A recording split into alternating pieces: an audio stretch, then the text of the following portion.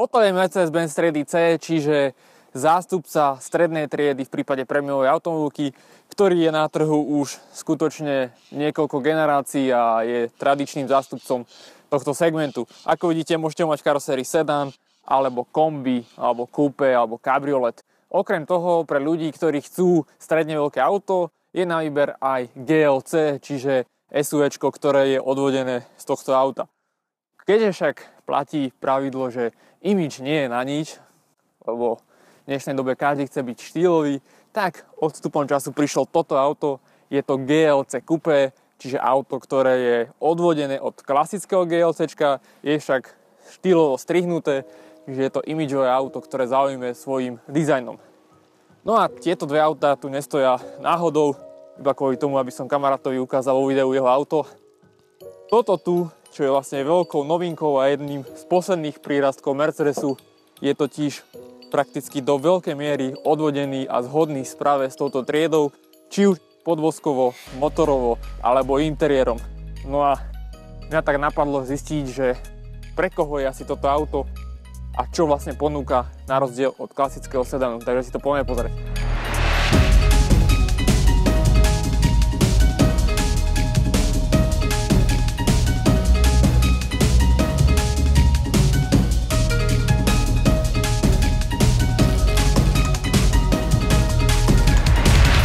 Ako vidíte, GLCčko je citeľne rozmerovo väčšie ako klasické Cčko. V zásade však na dĺžku ani na šírku až taký prevratný rozdiel není a stále si drží veľkosť toho svojho segmentu. Je tu však pochopiteľne vyššia svetlá výška, nejaké plastové doplnky ochranné, ktoré vám poslúžia v tých terénnych podmienkach. A teraz nemyslím terén ako taký samozrejme, ale najmä tie nákupné centra, kde sú tie retardery a tak, však viete.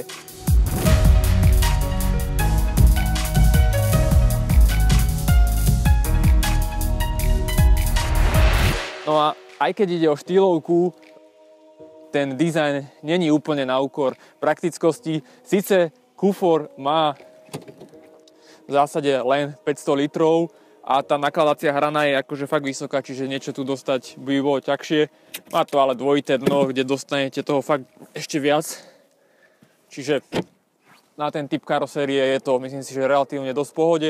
Čo mňa však najviac prekvapilo je miesto vzadu, keďže aj napriek tomu, že tá strecha je fakt skosená, tak momentálne mám nastavenú sedačku na seba, čiže na svoju výšku. A keď si tu teraz sadnem, tak či už na nohy alebo na hlavu, ten rám je síce taký skosenejší, čiže je to tak opticky horšie na tom, ale nad hlavou toľkoto priestoru, takže veľmi, veľmi dobrý pocit z toho interiéru vzadu.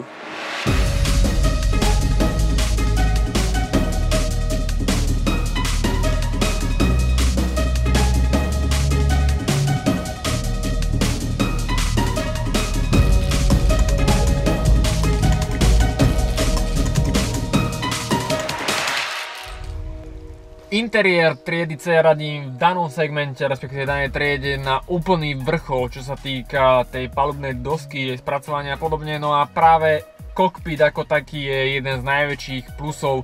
V GLCčku je úplne nová palubná doska, alebo teda interiér a do veľmi veľkej miery zhodná s triedou C, čo je výsledkom toho, že je tu prvotriedna kvalita, spracovanie, ergonómia a celkovo ten dizajn, ako to auto vyzerá, a myslím si, že aj v tých najzákladnejších vyhotoveniach to auto vyzerá o čosi tak luxusnejšie.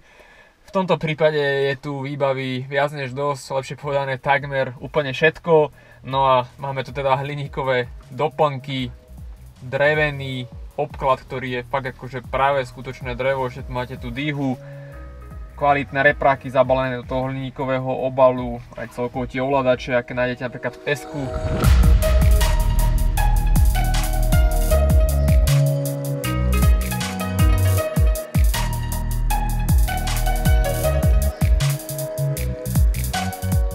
Budíky sú v zásade úplne identické s C-čkom a nemajú tiež žiadny virtual cockpit ani podobné. Toto je viac menej vlastne najvyššia výbava alebo verzia. majú však uprostred veľmi dobre čitateľný a pekne graficky spracovaný ten displej. Centrom palubovky je 8,4 palcová obrazovka, ktorá síce svojím umiestnením možno nepadne vhod každému. Čo sa týka tej grafiky, animácií a zobrazovania, je to fakt akože niečo neskutočné. To je fakt paradička, to jak nejaký tablet vyslovene. Aj čo sa týka tej grafiky. No a 360 stupňová kamera, ktorá sa vysúva mimochodom z toho veka, čiže máte vždy čistú tú kameru a môžete si fakt 360 stupňov pozrieť to auto.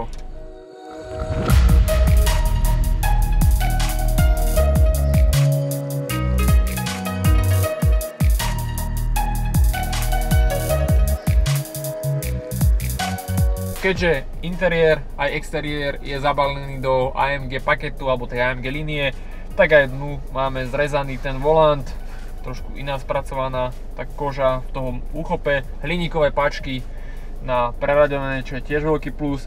No a je tu samozrejme priestoru o čosi viac ako v C-čku, je to také celkovo vzdušnejšie, plus veľkým plusom ďalej je nastupovanie, keďže keď nastupujete do tohto auta, tak nesadáte si dole ako do C-čka, sedíte tu tak spriamenejšie a zároveň nemusíte liesť pomaly po rebríku ako do ML-ka, respektíve GLS a podobne. S tým súvisia to, že ten stredový tunel je o čosi vyšší, taký mohutnejší, fakt hlboká skrinka, do ktorej vopcháte tak 2, možno aj 3 čivavy. No a poďme si trošku zajazdiť a povedať si čo to o motore, ktorý máme pod kapotou.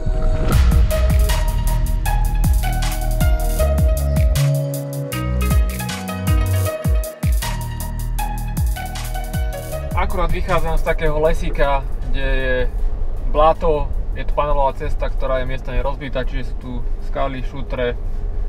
No a tým pádom ďalšou výhodou v porovnaní s klasickým C-čkom je perfektný podvozok, keďže v tomto prípade je tu príplatkový a novo vyvinutý vzduchový podvozok, ktorý si síce nemôžete regulovať jeho svetlú výšku ako v GL alebo GLS podľa tých rôznych stupňov a režimov. Tu iba stlačíte tlačidlo a ten podvozok sa vám zvýši o pár centimetrov, no ale lesu dávam s Bohom, lebo tam takéto auto asi v živote nebude. Pod kapotou máme 2,1 litrový naftový štvorvalec, dvakrát preplňovaný, no a nejde síce o verziu 220D, ale 250D, čiže tá najvýkonnejšia štvorvalcová naftová verzia, ktorá v tomto prípade má 150 kW a 204 koní a 500 Nm.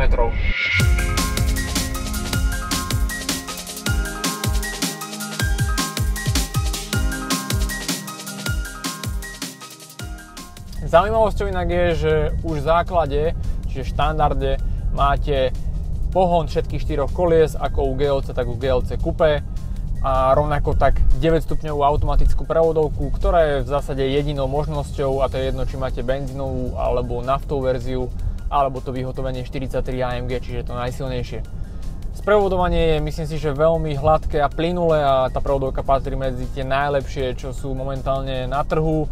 A keďže ide o naftovú verziu, tak tá prevodovka radí tak defenzívne, čiže nesnaží sa vytáčať ten motor, práve naopak upratujete autačky čo najviac, obzvlášť v režimoch Eco a Comfort. Ak však zvolíte Šport a Šport Plus, tak vtedy pochopiteľné to auto značne ožije. Pokiaľ ide o spotrebu, keďže na tú sa určite pýtate, v tom kombinovanom cykle viete jazdiť v priemere za tých 6,5 až 7 litrov, a to už aj vrátane takej športovejšej, svižnejšej jazdy, čo si myslím, že je také adekvátne k tomu, čo toto auto ponúka, aké je veľké a koľko váži, keďže pre úplnosť to auto váži 1845 kg. Po stránke dynamiky ponúka verzia 250D nielen viac koní, ale pochopiteľne aj lepšiu dynamiku v porovnaní s tou klasickou 220-cinou. Papierovo teda dáte stovku za 7,6 sekundy, maximálka je 220, no a celkovo ten pocit za volantom je značne taký svižnejší a tá dynamika je, myslím si, že fakt nadštandardná, za čo môže nielen pohon všetkých 4 kolies, ale aj tých 500 Nm a podobne. Čo mňa však najviac prekvapilo je nielen samotná dynamika, ale hlavne to, ako to auto jazdí. A teraz nemyslím iba terén, ale hlavne klasické cesty a najmä tie také serpentíny a podobne, kde keď si zvolíte tie športové režimy, tak minimálne sa nakláňa, perfektne drží na ceste a tým, že máte širší ten rozchod kolies a zároveň to ťažisko není vystrelené niekde do nebies, tak z toho pohľadu vodiča je to fakt pekný zážitok a neraz ja som sa prichytil pri tom, ako som nemal absolútne dojem, že by som sedel a jazdil v nejakom SUVčku.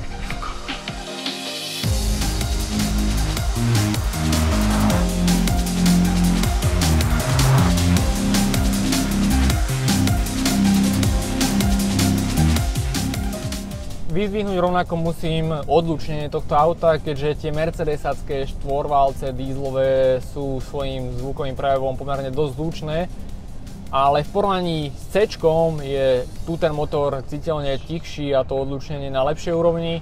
No a zároveň, aby som len nechválil, tak takou nevýhodou je výhľad smerom dozadu, ktorý je taký polotragický, keďže to okienko je fakt malé. Ten stĺpik Ačkový je tiež pomerne dosť široký, čiže neraz sa musíte tak viac nakloniť, aby ste videli, najmä v takých zákrutách alebo keď vychádzate z križovatky.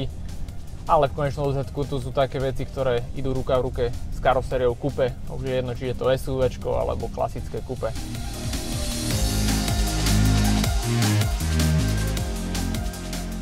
Áno, toto auto musíte po dizajnovej stránke buď milovať alebo nenávidieť. Pravdou však je, že toto SUVčko je z tých, čo som mal možnosť doteraz vyskúšať a bolo ich fakt veľa, rozhodne najviac príbuzné s tými klasickými kupečkami, preto jeho názov alebo dodatok GLC Coupe je tu oprávnený a môže byť toto GLCčko na ňo hrdé, keďže za volantom sa cítite fakt športovo, výborne to auto drží na ceste aj tie jazdné vlastnosti a to aj napriek tomu, že toto je v podstate bežná klasická dieselová verzia, nič športové, nič extra. No a aby som bol konkrétnejší, GLC Coupe je o plus minus 5000 eur drahšie ako klasické GLCčko. Základ teraz stojí necelých 50 000, 250D začína na 54 000 a toto, čo tu vidíte v rámci tej výbavy bohatej, stojí 74 000. To je už skutočne veľký peniaz a napríklad ja by som za to radšej si kúpil niečo športové, nejaké športové Ačko alebo Cčko, ale je veľa ľudí, ktorí by nerozmýšľalo ako ja a bralo by toto a ja sa im aj nečudujem, lebo toto auto je fakt super a dobrom im závidím. No a viete, to máte ako s tým novým americkým prezidentom. Rúca tie najväčšie tradície, no v konečnom dôsledku si ho zvolili ľudia a toto auto je presne len výsledkom toho, po čom je dopyt a Mercedes-Benz to dobre vie, lebo práve vďaka takýmto autám za posledné roky hlasí rekordné predaje a nemôžeme sa tomu čudovať.